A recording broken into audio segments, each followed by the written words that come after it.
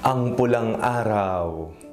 Ako po si Father Fiel Pareha at ito po ang ating segment, ang Daily Devotion ngayong panahon ng Pasko, na kung saan tayo po ay magdarasal, magbabasa at magninilay kasama ng salita ng Diyos sa buong taon. Manalangin tayo. Sa ngalan ng Ama, ng Anak at ng Espiritu Santo. Amen. Halina, banal na Espiritu, liwanagan mo ang aming puso at isip nang maunawaan at may sa buhay namin ang iyong salita. Amen. Our Bible passage for today is from the book of the Acts of the Apostles, chapter 7, verses 54 to 59, and I read it for you. When they heard these things, they became enraged and ground their teeth at Stephen. But filled with the Holy Spirit, he gazed into heaven and saw the glory of God and Jesus standing at the right hand of God. Look, he said, I see the heavens open and the Son of Man standing at the right hand of God. But they covered their ears and with a loud shout all rushed together against him. Then they dragged him out of the city and began to stone him. And the witnesses laid their coats at the feet of a young man named Saul. While they were stoning Stephen, he prayed, Lord Jesus, receive my spirit. Then he knelt down and cried out in a loud voice, Lord, do not hold this sin against them. When he had said this, he died. Pasko pa po, hindi po natapos kahapon ang Pasko. Hindi po isang araw lamang ang Pasko, kung hindi ang Pasko ay isang panahon.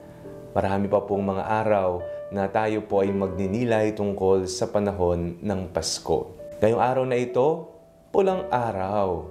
Hindi po dahil sa mga kulay ng mga hamonado na pula o kaya naman po pula dahil sa mga Christmas balls na isinabit natin sa ating mga Christmas tree o kaya naman Pasko, kulay red. Pero hindi po red ang Pasko, kulay puti po yan. Pula po kasi namatay si San Esteban.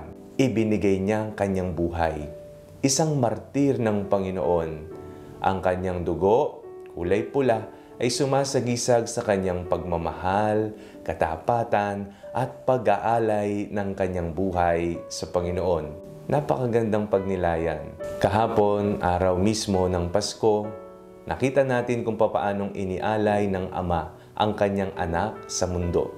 Ngayong araw na ito, pinapaalala sa atin na inialay ni San Esteban ang kanyang buhay para kay Jesus. Napakagandang pagnilayan na ang Pasko ay panahon ng pag-aalay.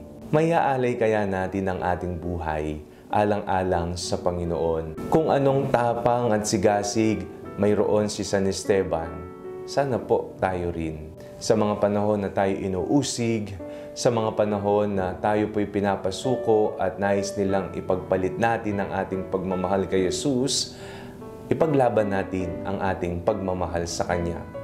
Nawa hanggang sa dulo ng ating buhay, si Jesus pa rin ang ating mamahalin. Gamitin natin ang mga kataga na sinabi ni San Esteban bago siya bawian ng buhay. At nawa ito ay ating maging panalangin. Ang sabi niya, Lord Jesus, receive my spirit. Bago matulog, Lord Jesus, receive my spirit. Pagkagising sa umaga, Panginoong Yesus, tanggapin mo ang aking kaluluwa, ang aking espiritu. Nawa ang ating buhay ay maging isang buhay ng pag-aalay sa Diyos. Manalangin tayo. Panginoong Jesucristo, turuan niyo po ang aming mga puso na palaging ialay ang aming sarili para sa iyo. Amen. Sa ngalan ng Ama, ng Anak at ng Espiritu Santo. Amen. Huwag po ninyong kalimutang i-like ang video ito, mag-comment po kayo and share it with your family and friends. Ang panalangin bago matulog ay may sariling Facebook page na po. Huwag niyo pong kakalimutang mag-like at mag-follow dito and do not forget to subscribe to our YouTube channel. I-click niyo lamang po ang link na nasa description ng video ito o kaya naman po just search Father Fiel Pareha. God bless you po.